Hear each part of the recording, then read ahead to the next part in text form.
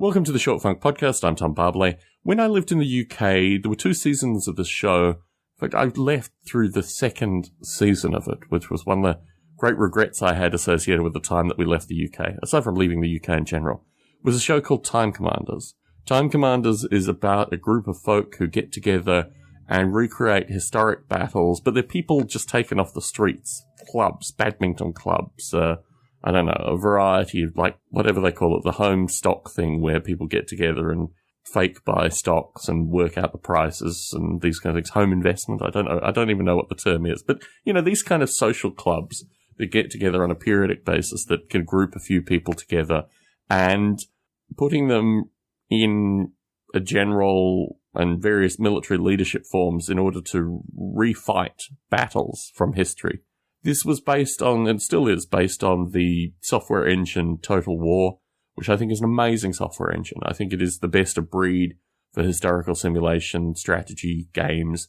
And the collection of this with the Warhammer franchise, I just can't wait till it comes to the Mac. It might actually be a huge productive drain on these Short Funk recordings when that actually comes to the Mac. In any case, Time Commanders was very impactful for me in the UK because it put together 2 things I'm really passionate about, history and simulation software. And to put those 2 things together and to do it in a let's try to introduce this to the masses format, I thought was beautiful. A lot of it is really frustrating. You can find a lot of it on YouTube. If you search Time Commanders, certainly a large portion of the first 2 seasons is there. The fact that everyday people just aren't cut out to be generals, I think is very well noted through Time Commanders. And there's a lot of stuff that, I don't know, just subpar clearly. There are military professionals, historians, fighting recreators and actors. I don't know what one would call it, like professional and actors, not LARPers. But anyway, there are a group of folk that are the background narrative, almost the commentators associated with the battles. One of the individuals who participated in this was a historian who had the surname Nussbacher. This historian is now a woman. She is a transgender, I don't know what one would call them, like almost a spokesperson in the UK, or at least a transgender figurehead in the UK. And in terms of my friends, some of the most interesting and, I don't know, just deepest friends that I have met in recent years have been transgender. And I think the whole nature of the role that, like, gender plays and also the role of changing gender, I guess the fact that people who have changed their gender have had a series of really deep intellectual processes that they've gone through in order to do this indicates and this is me trying to understand basically why these people have had such a strong impact on my own life.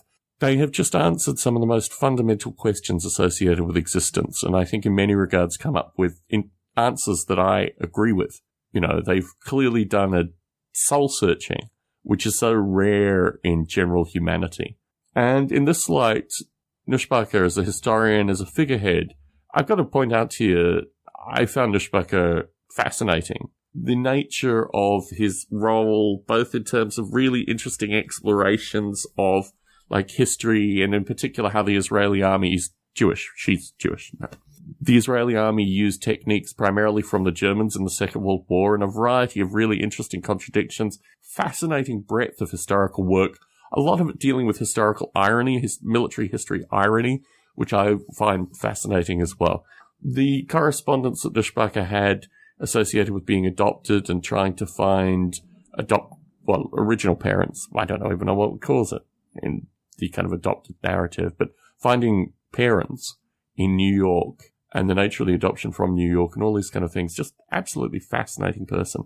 And someone who was somewhat vilified by the far right, well, you know, a good portion of the popular media in the UK, and then completely at odds to all of that, rebuilt themselves, and now appears on the season 3 of Time Commanders more than a decade after season 2.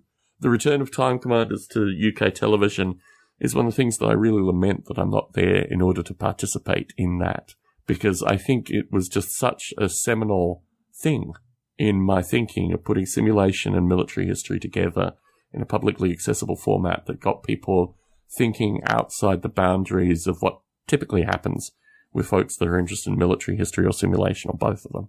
So the return of Time Commanders, for me, is a sign, for want of a better term, a signal that the universe is sending me. That the UK, for all the media and other crap that comes out associated with the UK, that this is still a place where stuff that's important to me can rise above it all. And it's not the best possible television I could ever possibly consume, but just getting these two ideas out there to a broader audience, it's something that I've got to stand by, got to rubber stamp, got to say thumbs up to.